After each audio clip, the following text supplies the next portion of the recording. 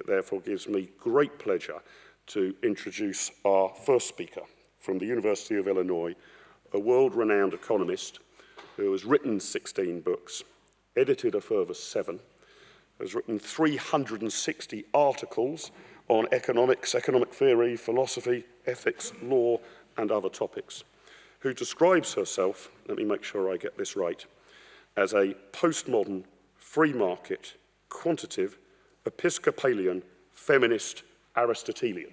Have I got that right? Ladies and gentlemen, please give a very, very warm welcome indeed to Professor Deirdre McCloskey. Deirdre.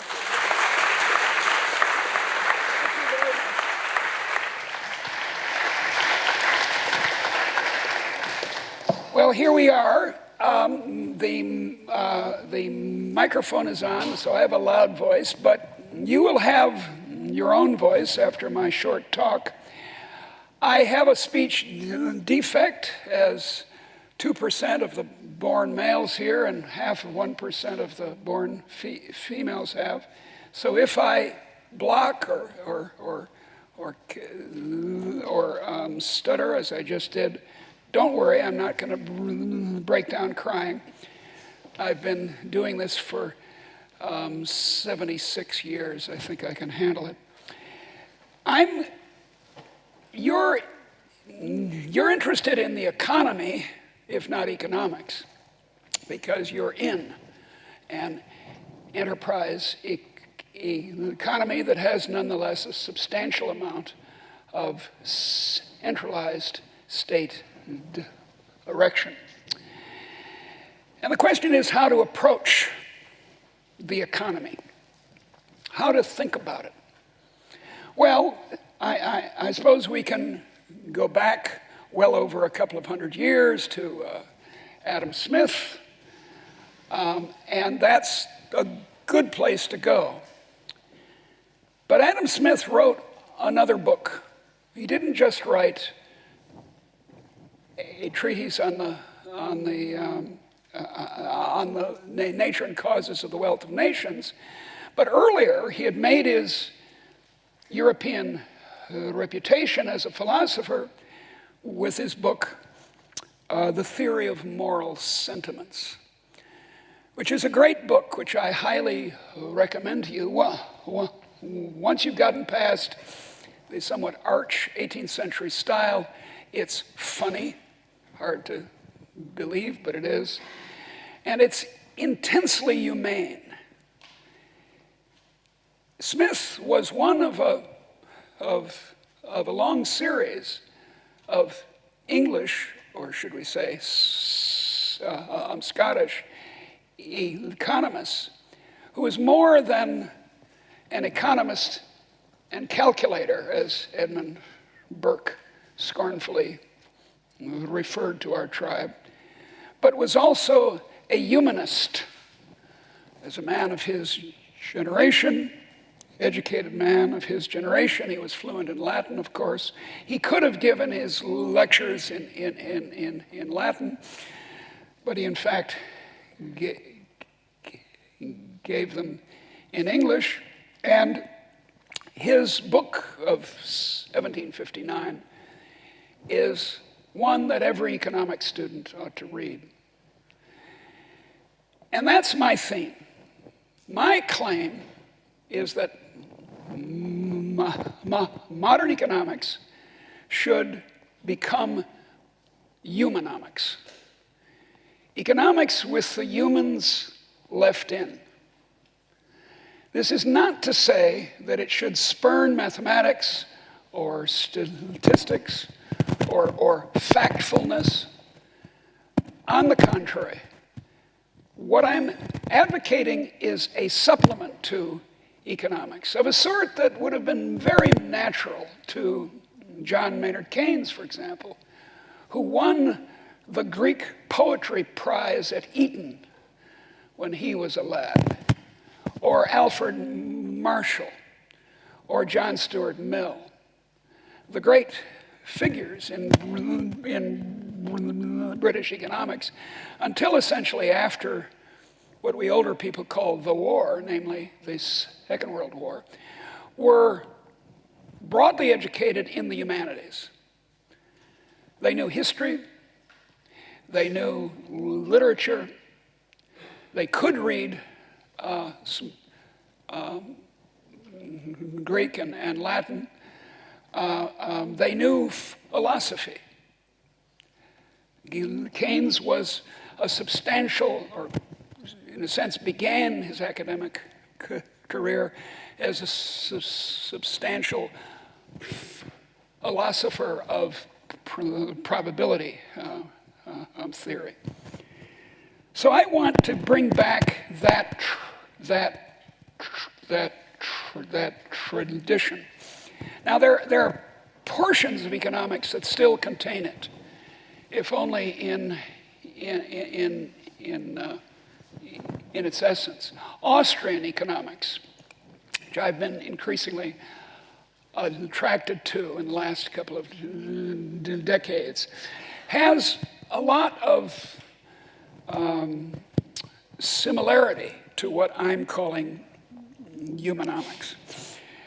But I was trained very conventionally. I was trained, if you call it that, in economics at Harvard at its worst time, when Harvard was not a very good economics department. And I got my BA and my PhD there. Then I served for 12 years as a professor at the famous University of Chicago at its height of its excellence as a creative department of economics, more or less the same time that Cambridge, England, and Cambridge, Massachusetts, in the form of MIT, were also leading departments. They have both fallen on, all three of them actually have fallen on bad times since then. And then I went on to various other university appointments, but in the 80s, I started to drift. There's a joke that the great American comedian Mae West has. She says, "I'm in favor of marriage, the institution of marriage, but I'm not ready for an institution." And she also said, "I was Snow White, but I drifted." So I was a regular economist, mathematical, quantitative, and so forth. And then I drifted. And I want you all to drift along with me. Humanomics. That is economics that's more than economics. Keynes said famously, an economist is only an economist, can't be much of an economist. Now the way education, higher education, is structured in Britain, it's going to take some effort for you to broaden yourself as you're studying economics, because you tend here, in fact, it's the United States that's strange, not you. When you read economics at university in this country, that's all you read. Margaret Thatcher, for example, read chemistry. And she did chemistry, and that's all. So what you're going to have to do is to broaden yourself on your own. You're going to have to read novels, read philosophy, read journals of opinion, most particularly the most broad and intellectually Catholic ones, and try to keep yourself from becoming, well, as our great Ralph Waldo Emerson expressed it, keep yourself from becoming a thinking human as opposed to a human thinking. That is, first be a human, be a broad person acquainted with your own and other cultures. I was just in China for 3 weeks, and I'm so proud. On that trip, I learned 20 Chinese characters. 20, can you believe it? Now, of course, in order to read a newspaper in China, you need to read 3,000, but I'm on my way. So make yourself acquainted as you become a specialist. Now, there isn't anything wrong with learning economics, even as presently constituted. I'm not making an argument against everything in modern economics. I am, indeed, the best advice I've ever heard on this score is to dig deeply in economics as a specialty and then read widely as well, so that you know what specialism, what a deep understanding of a science is, and then acquaint yourself with the rest. Now, when I make this argument, and I've been making it in one form or another for about 40 years, and since economics hasn't much changed, you can judge from that empirically what my impact on the profession is. But when I make this argument, most of my economic colleagues get kind of irritated, not just kind of irritated, very irritated. And they say, well, but how does this help us with economic science? Our job as economists is to understand the economy, to characterize modern economic growth, to understand why it's probably not a good idea to run the economy always from the top down. And they want, as a friend of mine, Herbert Gentis, expressed it to me, a killer app of humanomics, a killer app. And here it is. It's embodied in this wonderful book called Bourgeois Equality, and here the subtitle: How Ideas, Not Capital or Institutions, Enrich the World. How ideas enrich the world, not material or institutional accumulations. And it's an argument. There are actually 3 volumes of this. This is volume 3, which is why it's so fat. This book was published in 2016. And here's the 3-minute summary of the 3 books.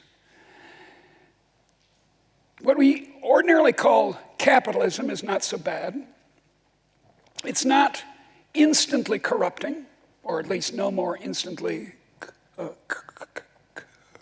corrupting than socialism or monarchy is.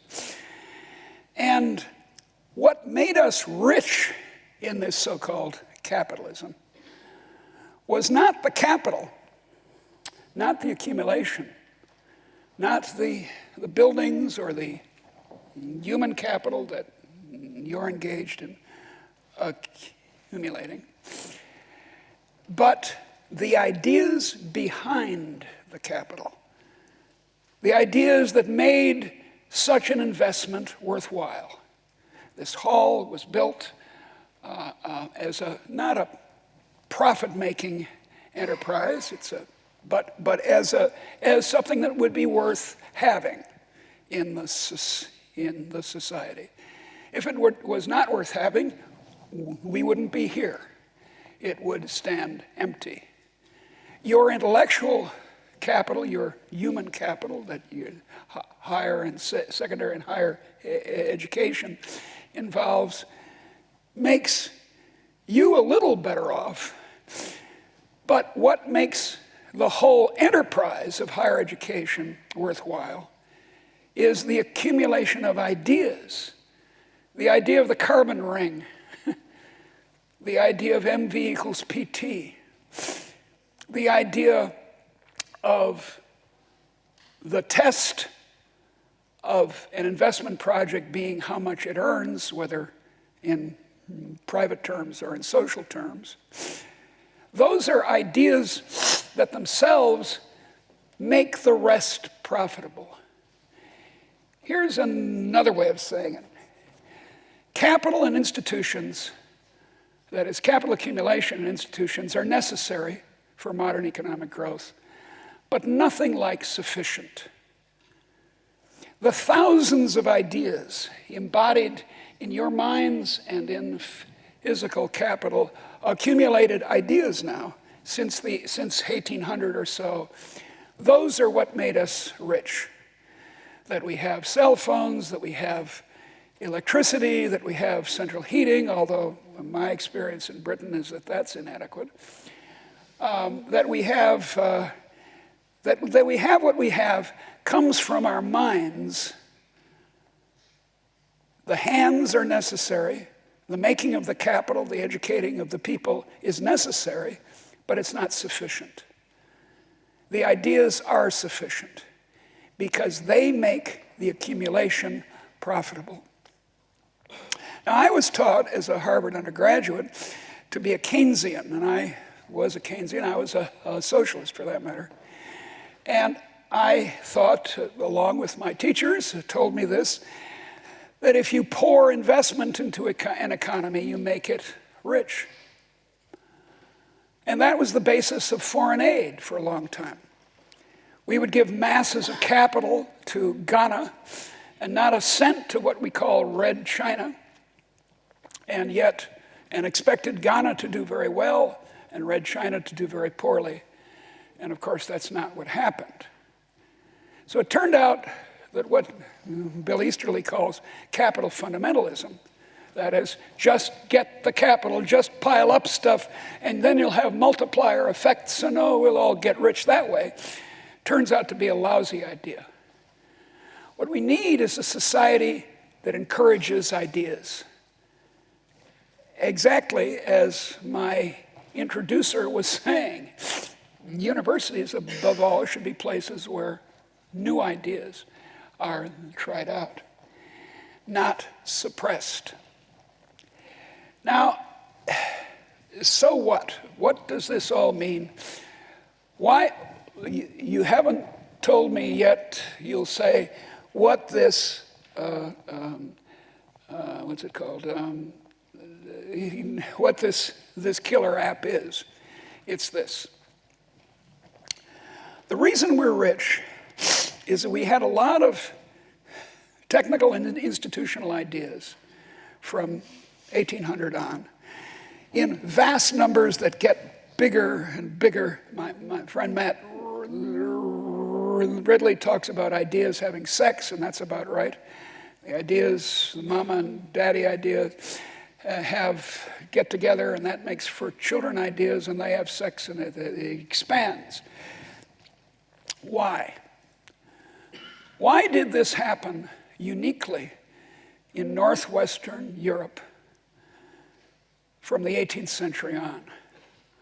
Why not in China or Japan or northern India or the Ottoman Empire, all of which could have had an industrial revolution, or what's more important, a great enrichment? How large a great enrichment? You have to understand this. 3,000%. You are richer than your ancestors in 1800 in real terms, not by 100% or 200%, but 3,000%. Why? Why this outburst of human creativity after 1800? My answer is liberalism, in a word. A uniquely Dutch and British idea of the 18th century, French to some degree, which said that the best way of organizing society is not to organize it, to allow ordinary people to do what they want. No guilds preventing you from entering an occupation, guilds which, by the way, are reviving in the modern world. In my own country, in 1950, 5% of occupations required state licenses. Now it's 30%, shocking figure. So it turned out that letting people free was what made us rich. That it was liberalism, the notion that a society of free people, women free from their husbands, children free from their parents, slaves free from their masters, citizens free from their governments. It turned out, rather unsurprisingly when you think it through, that inspirited ordinary people. And I give hundreds of examples in the book. It inspirited people. They said, oh yeah, I can have a go. I'm permitted to have a go. The society, if I'm born as a milkmaid, I don't need to stay one forever. That liberal idea is what made for the ideas of innovation on a massive scale. And the other explanations, if you want to hear about them, they're in these marvelous books, cheap on Amazon, don't work. They're too small. They don't have scientific oomph. So the killer app is that liberty explains modern economic growth and nothing else does. One concluding analogy. The old mechanical watches that your great grandfather carried around, mechanical indeed, with gears, and the gears and the clock, and the watch face and so on are essential, they're necessary. But without a spring, the watch just sits there. Without the spring of liberty, a society that has excellent institutions and good capital markets, and rule of law and peace and so forth, will not develop the way ours has, and the way now the entire world is. India and China in particular have seen this and have let the spring of economic freedom, at least, operate.